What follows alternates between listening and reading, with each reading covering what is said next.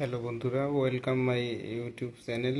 সবাইকে আন্তরিক শুভেচ্ছা এবং অভিনন্দন জানিয়ে আজকের ভিডিওতে সবাইকে স্বাগতম।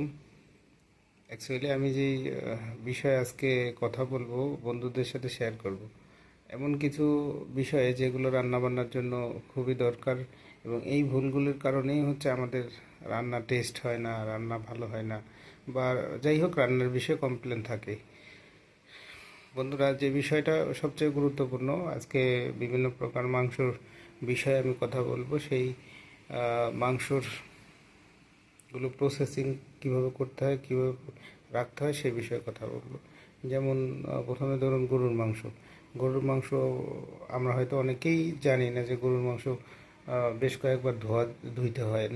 গরুর মাংস হচ্ছে সর্বোচ্চ একবার বা দুইবার ধুইতে হবে। ওর মধ্যে অবশ্যই পর্যাপ্ত ব্লাড থাকতে হবে, কিছুটা ব্লাড থাকতে হবে, পর্যাপ্ত না হলে কিছু পরিমাণ ব্লাড থাকতে হবে। কারণ গরুর মাংসতে ব্লাড থাকলে মাংসের টেস্ট বেশি হয়। তারপরে আপনি স্টেনারে রেখে দেন, গরুর মাংসের পানি ঝরে যাবে। এরপরে আপনি রান্নার মেকিংয়ে যান। তারপরে হচ্ছে খাসির মাংস রান্না করার সময় প্রথম খাসির মাংস প্রস্তুত করতে হবে। খাসির মাংসটা বেশ সুন্দর করে ধুইতে হবে, লবণ দিতে হবে, একটু প্রয়োজনে একটু ভিনেগার দিয়ে খুব ভালোভাবে ধুইতে হবে।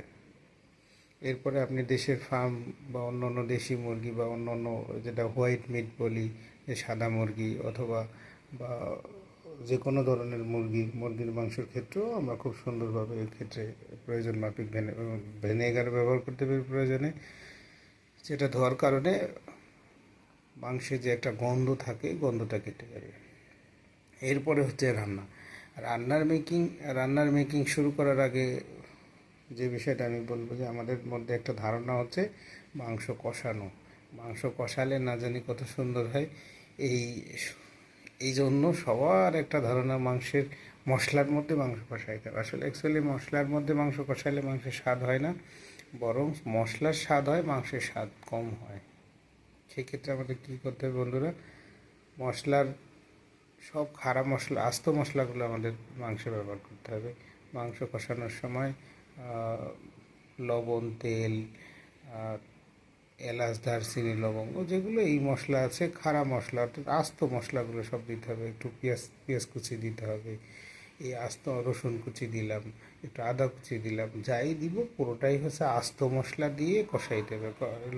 কষানোর পরে এই মশলাগুলো যখন গলে যাবে, মাংসের সাথে মিশে যাবে, কষাইতে কষাইতে তখন এমনিতেই মাংসের মধ্যে একটা টেস্ট ভিতরে যাবে। আর যদি ফ্লেভার অ্যাড করতে চান তাহলে একটু গরম মশলার গুঁড়া দিলেন,